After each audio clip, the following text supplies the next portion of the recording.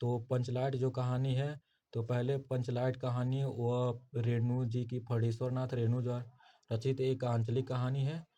कहानी में बिहार के बिछड़े परिवेश का चित्रण किया गया है। तो आपको किस प्रकार लिखना है मैं आपको बताता हूँ। आप अगर इस प्रकार लिखते हैं तो वाकई में आप अच्छे से अच्छा नंबर ला सकते हैं कहानी में।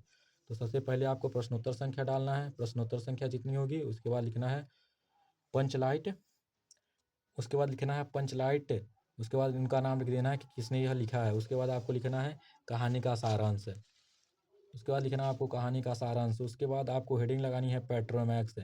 तो पेट्रोमैक्स के बारे में पूरा लिखना है कि गांव में रहने वाले विभिन्न जातियों अपनी अलग अलग टोली बनाकर रहती हैं। उन्हीं में से एक महतो टोली है जो पिछले 15 महीनों से दंड जुर्माने के पैसों को जमा कर रामनवमी के मेले में से इस बार पेट्रोमैक्स खरीदा और पेट्रोमैक्स खरीदने के बाद बचे पैसे से पूजा की सामग्री खरीदी।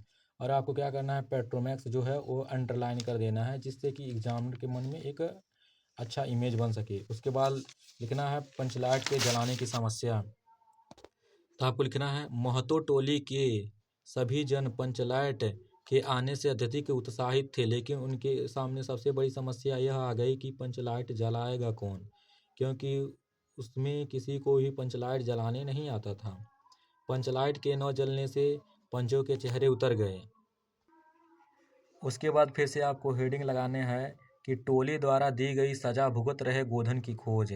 गुलरी काकी की बेटी मुनरी से प्रेम करती थी और उसे पता था कि गोधन को पंचलाइट जलाना आता है, लेकिन पंचायत ने गोधन का हुक्का पानी बंद कर रखा था। सभी पंचों ने सोचकर अंत में यह निर्णय लिया कि गोधन को बुलाया जाए। तब गोधन द्वारा पंचलाइट जलाना, यह फिर से हेडिंग डालेंगे आप लोग कि गोधन द्वारा पंचलाइट जलाना। सरदार द्वारा भेजे गए छड़ीदार के कहने पर जब गोधन नहीं आया तो कुछ मानने गुलरी काकी उसे मनाने के लिए गुलरी काकी स्वयं गई। तब गोधन ने आकर पंचलाइट में तेल भरा और जलाने के लिए स्प्रिट मांगा, पर पंचलाइट जला दिया। तभी लोगों के एक स्वर में जयकार की ध्वनि शुरू हो गई। और पंचों द्वारा गोधन को माफ करना, उसमें क्या लिखना है कि जो लास्ट आपकी हेडिंग होगी कि पंचों द्वारा गोधन को माफ करना। तो गोधन ने जिस होशियारी से पंचलाइट को जला दिया था उसे सभी प्रभावित हो गए।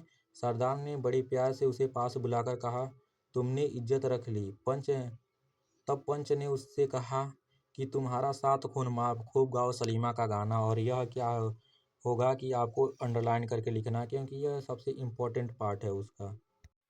अगर आप सभी लोगों को यह वीडियो अच्छी लगी हो तो इस वीडियो को लाइक और चैनल को सब्सक्राइब जरूर कीजिएगा। Thank you.